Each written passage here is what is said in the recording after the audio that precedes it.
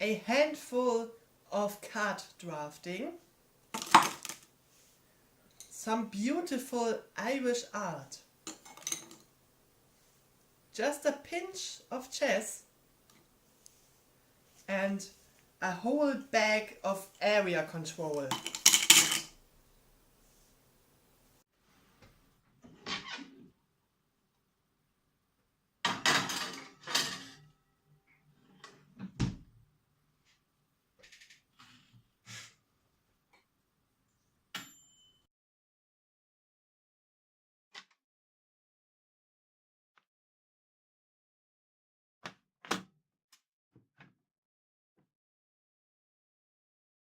Inish is a game for 2 to 4 players about exploring a new, uncharted island with beautiful meadows, dangerous mountains and salt mines.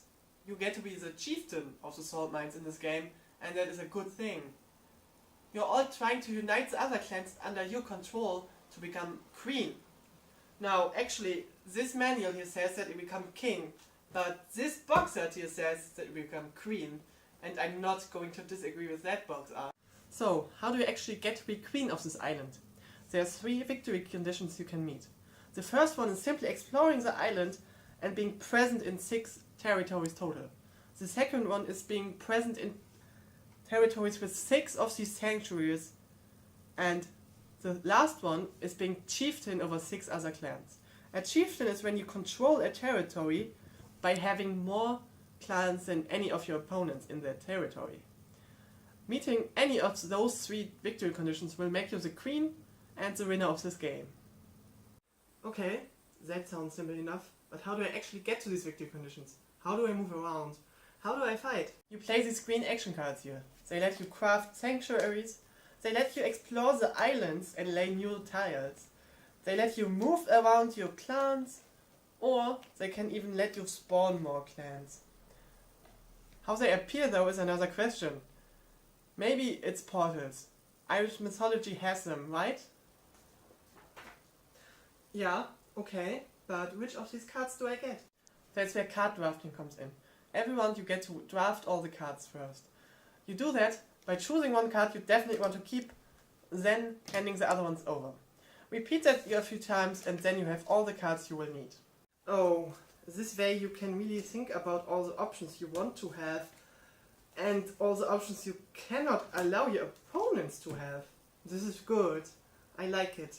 Okay, cool, but do we get to fight in this game, or is it all about carefully deciding where to go with your people? Let me introduce you to the concept of clashes in this game. If you move into the territory with enemy clans in, you are the instigator of a clash.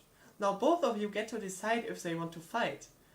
And if anyone does, the defender needs to choose if they want to remove one clan or one of the action cards. But now the defender can decide if they want to attack or not. They can even withdraw out of the territory, ending the clash.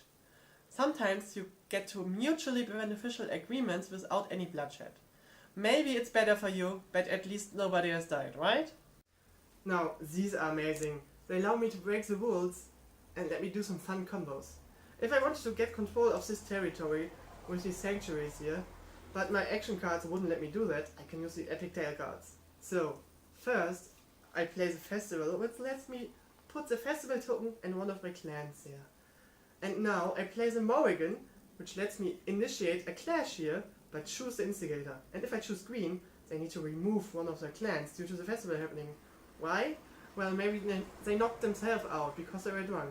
Meat and murdering don't mix. Accidents happen, you know.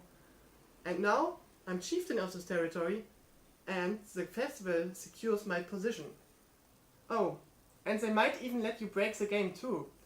Look at the stone circle here. If you're chieftain of the territory, you can play this card, and in exchange for one of your clans, you can take the last played epic tail card in your hand. That sounds awfully lot like blood sacrifice, but if you're trying to win, nothing is off limits. Now, there's one thing which is not so good, and that is one player fulfilling the victory conditions, but not actually winning the game because the other players keep getting in the way, dragging out the game for many turns. There's a few ways to get around this, and one of them is having the card advantage.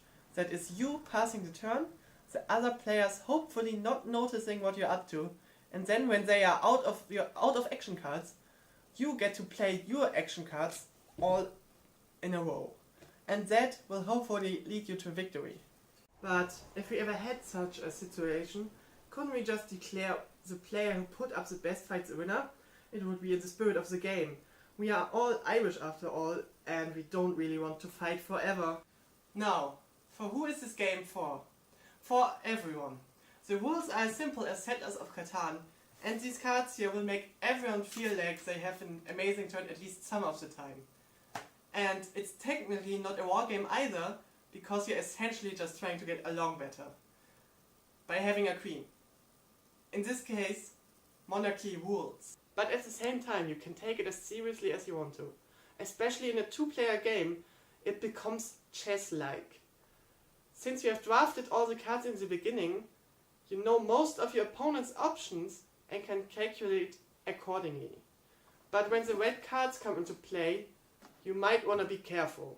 But since you can also decide who gets these during drafting, it becomes a tug of war between what cards do I want and what cards do I not want the opponent to have.